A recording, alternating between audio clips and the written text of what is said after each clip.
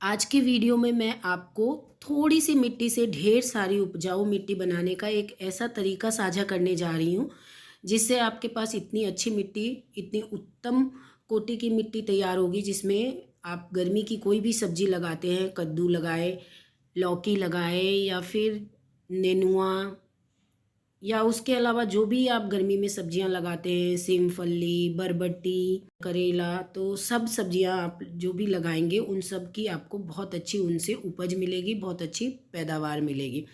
और ये जो मिट्टी बनकर तैयार होगी थोड़ी सी मिट्टी से ही बन जाती है और बहुत ही अच्छा रिजल्ट आपको इससे मिलेगा। तो आज के वीडियो में मैं आपको ऐसी मिट्टी बनाना बताऊंगी जिसमें नमी भी बनी रहे, जो कि बहुत ही वेल ड्रेन्ड पोरस हो और जिसमें ठंडक बनी रहे, हमारे पौधे के लिए मिट्टी ठंडी हो। तो ऐसी मिट्टी आज के वीडियो में मैं आपको बनाना बताऊंगी। जैसा कि ये देखिए, मैं आपको दिखा रही हूँ। देखिए ये मेरी मिट्टी पूरी तरह से आप देख रहे हैं नमी बनी हुई है, एकदम गीली है, लेकिन इसको मैं हटाती हूँ तो देखिए मेरा हाथ एकदम ड्राई हो रहा है। तो इसका मतलब ये नमी तो बना हुआ है लेकिन वेल ड्रेन मिट्टी है। तो हमें हमारे पौधों के लिए इस तरह की वेल ड्रेन मिट्टी चाहिए। साथ ही में मिट्टी ऐसी चाहिए जो कि गर्मी में जिसमें ठंडक बनी रहे, ताकि हमारे जो हम पौधे गर्मी में लगाते हैं वो तापमान के मार से मरे नहीं, गर्मी में भी वो आसानी से सर्वाइव कर पाए।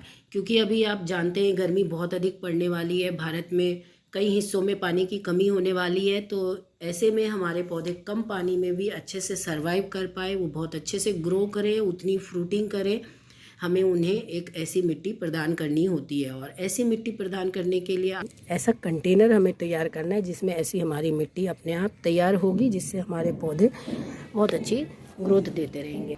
तो दोस्तों, मैं जो अपने वीडियोस में आप लोगों को इतनी अच्छी हार्वेस्टिंग दिखाती हूँ वो सब इन्हीं ऑर्गेनिक चीज़ों के कारण से मुझे मिलती रहती है।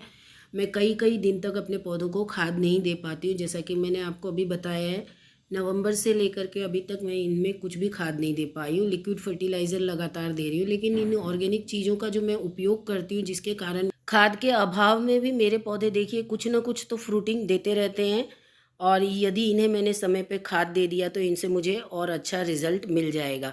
तो फ़िलहाल तो देखिए मैं ऐसे ही काम चला रही हूँ। जब गार्डनिंग पूरी तरह से होगी तब इनकी केयर की जाएगी उस तरह से। तो देखिए ये पौधे अभी भी आप देख सकते हैं, चाहे ये करेले हैं चाहे बरबटी, इनकी ग्रोथ भी अच्छी हो रही है। पुरानी मिट्टी में ही इनकी ग्रोथ आप देखिए कितनी अच्छी हो रही है और इनसे मुझे फ्रूटिंग भी अच्छी मिलेगी। तो समय के अनुसार आप मिट्टी तैयार करेंगे, कंटेनर्स को भरेंगे तो उससे आपको बहुत अच्छा रिजल्ट मिलेगा। गर्मी है तो ये देखिए, तो गर्मी है तो गर्मी के अकॉर्डिंग आपको अपनी मिट्टी बनानी है। दोस्तों, आज के वीडियो में मैं आप सबको कंटेनर्स को कुछ इस तरह से भरना बताऊंगी कि आप थोड़ी सी मिट्टी से ही ढेर सारा मिट्टी भी तैयार कर सकते हैं। अपने छोटे से छोटे या बड़े से बड़े कंटेनर्स या क्यारी में गार्डनिंग करते हैं उन सबको भर सकते हैं और उनसे बहुत अच्छा आप रिजल्ट प्राप्त कर सकते हैं। थोड़ी सी मिट्टी से ढेर सारी मिट्टी भी बन जाएगी और आपके पौधे भी बहुत अच्छे से ग्रो करेंगे। तो चलिए वीडियो को अब हम आरंभ करते हैं। नमस्कार दोस्तों, पुनः हार्दिक स्वागत करती हूँ आप सबका अपने यूट्यूब चैनल SK गार्डनिंग में। मैं अभी बड़े कंटेनर्स तो आपको नहीं भर के दिखाऊंगी, क्योंकि देखिए बड़े कंटेनर्स उधर सब लगे हुए हैं और इन्हें मुझे अभी शिफ्टिंग करना होगा मेरा जब घर का काम फिनिश हो जाएगा, इसलिए उन्हें अभी नहीं भर रही हूँ। उन्हें सिर्फ खाली करके ही शिफ्ट कर सकती हूँ इसलिए। तो देखिए ये सबसे पहले तो बकेट लेना है और मैं जो पहला लेयर जो भरती हूँ वो देखिए वो इस तरह से बस आधा इंच, आप देखिए ये आधा इंच मिट्टी मैंने इसमें डाला है। यहाँ पर कई लोग कहेंगे मिट्टी नहीं डालना है, लेकिन मैं आधा से 1 इंच नीचे मिट्टी डालती हूँ। फिर भी मुझे आज तक कभी ड्रेनेज की कोई समस्या तो नहीं आई है। और आधा से 1 इंच मिट्टी आप अवश्य डालिए, क्योंकि मेरा मानना है कि यदि आप मिट्टी नहीं डालते और डायरेक्ट सूखे पत्ते या जो भी इसमें हम डालते हैं लेयर्स बना रहे हैं ड्रेनेज के हिसाब से, तो उसके जो पानी है जो बहुत लाभदायक होता है वो पूरा बह कर के वेस्ट हो जाता है। ये देखिए इस तरह से वो पानी बहकर वेस्ट हो जाएगा। इसलिए मैं हमेशा थोड़ी सी मिट्टी डाल देती हूँ, ताकि ये मिट्टी जितना हो सके वो जो हमारे ड्राई वेस्ट का पानी निकले वो अच्छे से एब्जॉर्ब कर ले। उसके बाद आपको इस तरह से देखिए अपने गार्डन से निकले वेस्ट इस तरह बड़े पत्ते जो भी मिले या छोटे जो भी मिलते, जो ड्राई वेस्ट आपने पुराने पौधे हटाए हैं उनके आपको नीचे डालने हैं। तो देखिए हल्दी हार्वेस्टिंग हुई थी, मैंने आपको हल्दी की वीडियो भी दिखाई, बहुत अधिक हल्दी हार्वेस्ट हुई है मेरी। और आप सबको यही मैं बता रही हूँ कि किस तरह से डायरेक्ट किचन वेस्ट में पौधा लगाना है, लेकिन किस तरह से लगाना है। अगर आप सही तरीका नहीं जानेंगे दोस्तों, आपकी जो पौधे हैं उनको नुकसान भी पहुंच सकता है। तो इस तरह से मिट्टी डाल लिया। मिट्टी के बाद जो आपको दूसरा लेयर जो ये डालना है, ये इस तरह से सूखे पत्तों का डाल। देखिए ये सूखे पत्ते इसलिए भी डालने हैं कि एक तो समय के साथ ये डिकम्पोज होकर के मिट्टी में खाद बन जाएंगे, दूसरा ये हमारी मिट्टी को बहुत जो ड्रेनेज है वो बहुत अच्छा रखेगा ये हमारे पौधे की। तीसरी जो हमारे पौधे के जड़ों को नीचे से ठंडक मिलती रहेगी इस तरह से जो हम लेयर बनाते हैं। तो देखिए ये मैंने ब्राउन डाल दिया है जितने पत्ते हैं। इसके बाद दोस्तों फिर आपको एक लेयर मिट्टी की और डालनी है। ये हमने एक लेयर मिट्टी की ये डाल दी। देखिए के बाद सबसे निचली लेयर में जो आपके किचन के वेस्ट निकलते हैं, जो कि एकदम फ्रेश वेस्ट है, जो 1 या 2 दिन के वेस्ट है। जैसे कि देखिए ये मेरा 1 दिन का किचन वेस्ट है, एकदम फ्रेश है। देखिए तो ये आपको लेयर में जैसे ही आपने सूखे पत्ते वाला लेयर भरा, उसके बाद तुरंत आपको ये किचन वेस्ट जो फ्रेश किचन वेस्ट है वो आपको इसमें डाल लेना है। तो ये लेयर आपको सूखे पत्तों वाला डालना है। जब हम डायरेक्ट किचन वेस्ट डालते हैं दोस्तों, तो इसमें से जब हम इसे कवर करेंगे मिट्टी से, तो ये बहुत अधिक गैस रिलीज़ करता है, और जिस गैस के कारण से और बहुत अधिक हीट भी उसमें गर्माहट होती है, जिसके कारण से हमारे जो पौधे के नए नए कोमल जड़ें होती है वो ख़राब हो सकती है, डैमेज हो सकती है। उससे के लिए ही हमें इस तरह से ये अब हमें ये ब्राउन गत्ते डालने हैं इसमें, ताकि जो भी इस किचन वेस्ट का जो गर्माहट है वो ये ब्राउन वेस्ट एब्जॉर्ब कर ले। ये जो गत्ते हैं ये इसको सूंख ले, और फिर जो हम पानी डालें वो भी ये गत्ते सूंखे, और बहुत दिनों तक ये गत्ते अपने अंदर पानी सूंख के रखते हैं। इससे क्या होता है, हमारे पौधों को, हमारी मिट्टी जो है उसमें ठंडक बनी रहती है, और गर्मी में ये तरीका बहुत ही फ़ायदेमंद होता है। वैसे तो ये सब हम हर में करते हैं, लेकिन गर्मी में आपको ये अवश्य करना चाहिए। इसके बाद जो आपने दूसरी layer direct fresh kitchen waste की डाली, अब आपको जो डालना है को फिर से डालना है किचन वेस्ट। लेकिन ये देखिए ये थोड़ा सूखा हुआ किचन वेस्ट है, ड्राई है। ये देखिए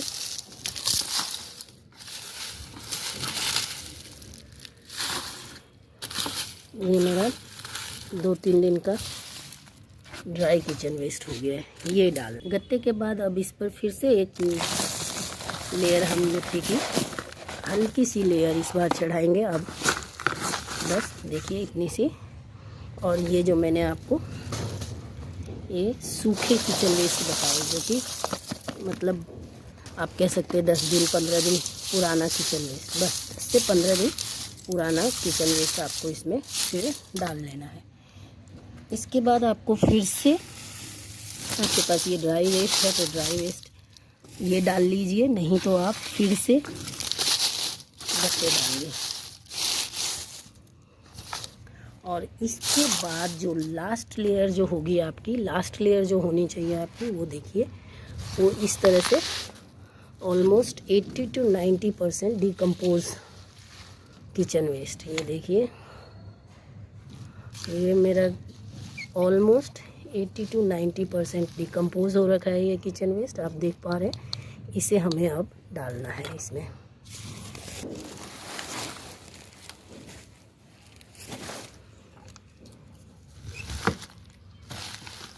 ये जो 80 to 90% किचन वेस्ट है डिकम्पोज, ये डालना है दोस्तों। लास्ट लेयर में आपको ये किचन वेस्ट डालना है, इसका कारण है सॉइल मिक्स आप भरेंगे इसमें तो, और सॉइल मिक्स भर के आप चाहे बीज लगाएंगे चाहे डायरेक्ट सैपलिंग लगाएंगे तो किसी भी प्रकार में आपको इससे नुकसान नहीं होगा, क्योंकि ये बहुत अधिक हीट जनरेट नहीं करेगा। इसमें जो भी हीट थी निकल चुकी है, ऑलमोस्ट 90% डिकम्पोज है। तो ये आपके पौधे के रूट्स को किसी भी तरह से डैमेज नहीं करेगा और पौधे को ग्रोथ में बहुत मदद करेगा और ये फास्ट ग्रो हो जाएगा। इसलिए लास्ट लेयर जब हम भरते हैं तो हमें ये प्रयास करना है कि जो लास्ट लेयर है वो 80 से 90% जो किचन वेस्ट डिकम्पोज हो चुके हैं उसका उपयोग करें। ऐसा करने से क्या है कि हम जो भी हमारा कंटेनर तैयार करेंगे उसमें डायरेक्ट पौधा लगा सकते हैं, हमें वेट करने की आवश्यकता नहीं होती है।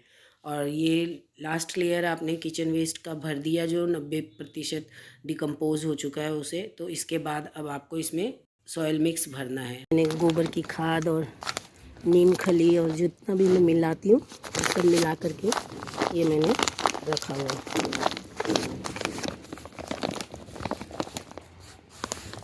तो ये मैंने इसमें सॉइल मिक्स बना दी। अब आप इसमें जो भी पौधे लगाएंगे वो पौधे आपके एकदम स्वस्थ रहेंगे। ये जो हमने लेयर बाय लेयर फिलिंग की है ना अपने कंटेनर की दोस्तों, इससे आप देखिएगा एक बार ये इस तरीके से आप अपना ग्रो बैग भर के अवश्य देखिएगा, आपको कितना अच्छा रिज़ल्ट मिलेगा। आप और आपकी मिट्टी बहुत अच्छी हो जाएगी। आज मैं आपको दिखाती हूँ कि मेरी ये जो मिट्टी मैं लाई थी, मैंने आपको बताया था एकदम लाल मिट्टी होती है। आप अगर देख पा रहे हो तो ये देखिए पूरी ये यहाँ की जो भी मिट्टी होती है ये लाल मिट्टी है। और यही सब कंस्ट्रक्शन साइट से ही मैं भी मिट्टी लेके आई थी। लेकिन अब आप मेरे मिट्टी को देख सकते हैं, मैंने आपको वो नीचे मिट्टी दिखाया लाल, और देखिए सब जगह मेरी पूरी मिट्टी जो है अब इधर आप देखिए पूरी मिट्टी काली हो रखी है। और काली के साथ ही ये बहुत ही अच्छे से उपजाऊ हो गई है।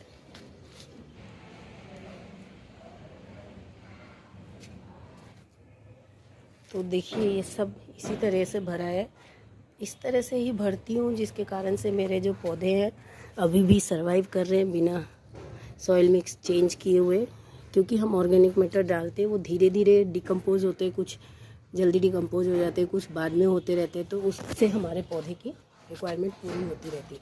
तो ये जो आप इस तरह कंटेनर्स भरते हैं इससे आपकी मिट्टी पोरस होती है, लाइट वेट होती है। आपको मैं दिखाऊँ, ये देखिए कितना हल्का हो गया है बाल्टी।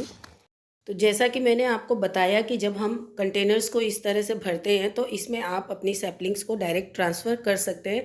देखिए मैंने ये ककड़ी का मेरे पास पौधा है, तो मैंने इसे डायरेक्ट इसमें लगा दिया है बिना किसी चिंता के, क्योंकि इसमें मेरे इस पौधे को किसी प्रकार का कोई नुकसान नहीं पहुंचने वाला है। तो मैंने इसे डायरेक्ट इसमें लगा दिया है।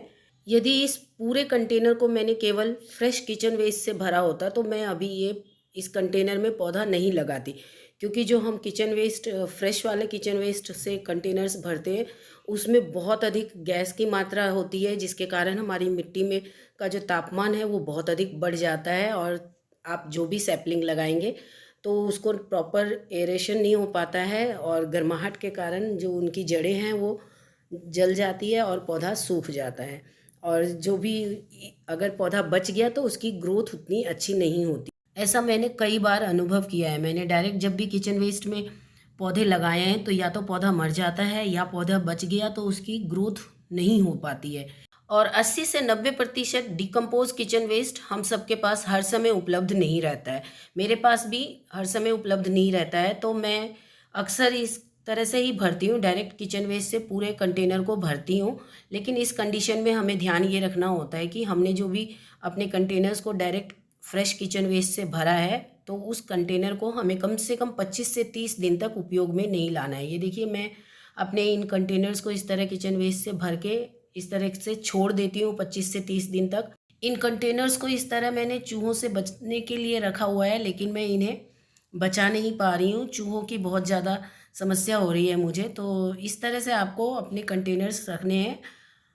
20-25 दिन तक आप इसका बिल्कुल उपयोग ना करें। हाँ, इसमें कुछ बीज लगाना चाहते हैं तो बीज आप अभी लगा सकते हैं, क्योंकि बीज को जर्मिनेट होने में 5 से 7 दिन लगेगा और उसके बाद वो पौधे थोड़े ग्रो होंगे, तब तक बीज इसमें सर्वाइव हो सकते हैं। बाकी आप इसमें सैपलिंग ना लगाएं, क्योंकि सैपलिंग इसके जल जाएंगे, आपके पौधे या तो मर जाएंगे, वो बचेंगे नहीं।